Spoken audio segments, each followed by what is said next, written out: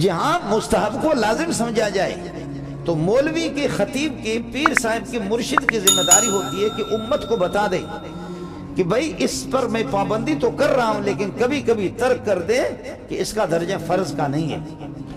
اور بعض سنتیں وہ ہے کہ وہ جو کبھی مردہ ہو چکی ہے اس پر عمل نہیں ہوا تو کبھی مولوی اس پر عمل کرے بتا دے، یہ بھی نبی کی سنت ہے۔ پھر بعض سنتوں کے اندر جو سنت کا درجہ ہے وہ ہے سنت سے ثابت ہے، اس سے بڑھ کر کے آگے تجاوز کرنا، اس سے آگے بڑھ کر کے تجاوز کرنا، اس کو بھی شریعت پسند نہیں کرتی، وہ بھی بدعت کی شکل ہوگی، وہ بدعت کی اس کی شکل ہوگی۔ آپ نے دیکھا ہوگا عام طور پر دعا کا طریقہ یہ ہے آپ کے سینے تک آپ کے ہاتھ اٹھائیں، اٹھ جائیں، لیکن پٹھان اور بلوچ کو اللہ جزائے خیر دے، ایسے اس کے بعد بغل اس کے پورے ہاتھ ایسے اٹھائے، اوپر اٹھائے، اس طرح ایک آدمی ہاتھ اٹھا رہا ہے، دوسرے صحابی پکڑ رہا ہے اس کو، پکڑ کر کے ہاتھ نیچے کر لے۔ کیا کر رہے ہیں؟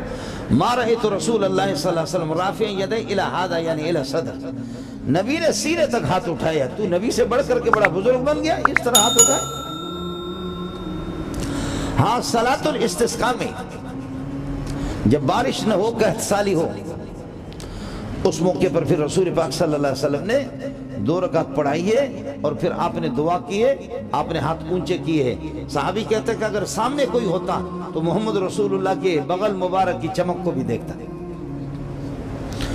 وہ اس بلوچ کے ہاتھ نہیں تھے، وہ محمد کے ہاتھ تھے صلی اللہ علیہ وسلم، وہ اس بلوچ کے نہیں تھے، وہ محمد رسول اللہ صلی اللہ علیہ وسلم کے دست مبارک ان کے ہاتھ تھے۔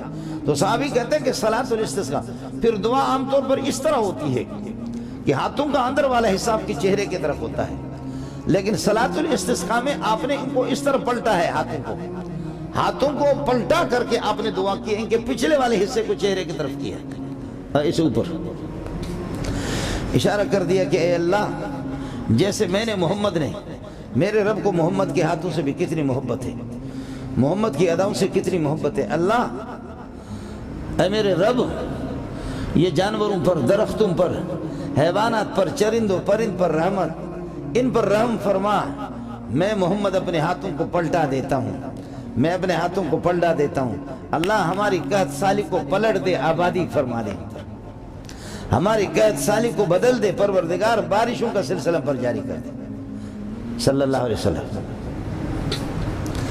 صلاۃ الاستسقاء میں آپ نے اس طرح ہاتھ اٹھائے، لیکن عام دعاؤں میں رسول پاک صلی اللہ علیہ وسلم کے دست مبارک وہ صرف سینے تک گئے۔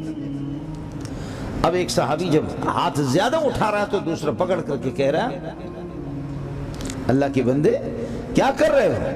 محمد رسول اللہ کو اس سے زیادہ میں نے ہاتھ اٹھا دے، سینے سے اوپر ہاتھ اٹھاتے ہوئے نہیں دیکھا۔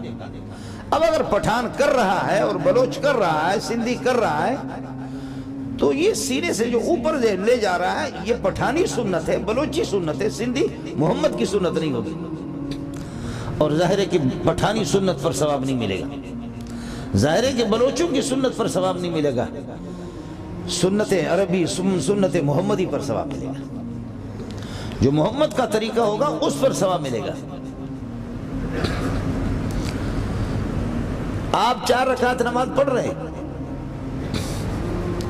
آپ نے التحیات جب پورا کر لی، اشہد ان لا الہ الا اللہ و اشہد ان محمد عبدہ و رسولہ، اس کے بعد آپ نے پڑھ لیا اللہم صلی علی محمد وعلی آل محمد کما صلیت، یہاں تک صلی علی محمد وعلی آل محمد، یہاں تک تاخیر کی، آپ نے تاخیر کی تو آپ کو فوراً قاعدہ اولا 4 رکعت والی نماز میں تشہد پڑھ کر کے پھر کھڑا ہونا تھا، لیکن آپ نے درود پڑھ لیا، اور وہ بھی نماز میں مسجد میں درود پڑھ رہے، لیکن نماز آپ کی غلط ہو گئی، اس کی تلافی، اس کا تدارک آخر میں آپ یہ ہے کہ ایک تشہد پڑھ کر کے سلام ایک طرف پھیر کر کے سجدہ سہو کریں گے، اور سجدہ سہو کے بعد پھر تشہد اور درود پڑھیں گے، پھر آپ کی نماز ہوگی، ورنہ وہ نماز مکروہ تحریمی ہوگی۔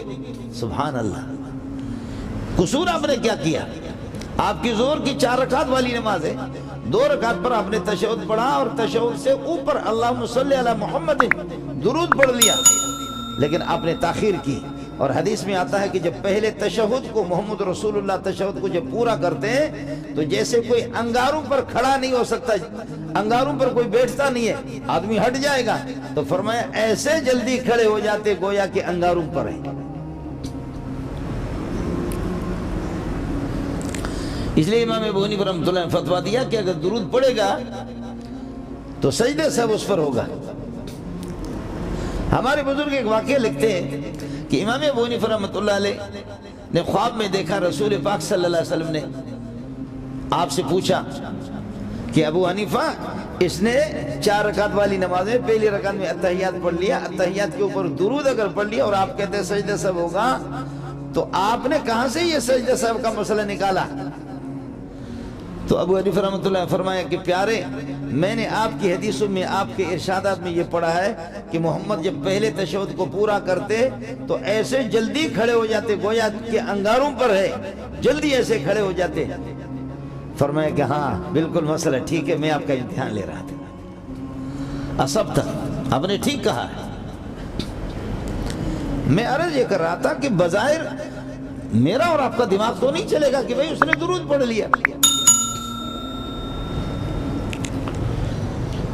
और एक बंदा है ईदगाह में पहुंचते हुए, ईदगाह में खतीब साहब अभी तक नहीं आया है, नमाज ईद पढ़ाएंगे। ईदगाह में नमाज, ईदगाह के अंदर नमाज ईद से पहले और नमाज ईद के बाद भी नफल पढ़ने की इजाजत नहीं है। हाँ 2 रकात नफल जाकर के आप घर पढ़ ले नमाज ईद के बाद, इसका सबूत है। अब एक आदमी अब तक खतीब नहीं आया है, जमात खड़ी नहीं हुई, ईद की नमाज होगी, उसके बाद खुतबा होगा।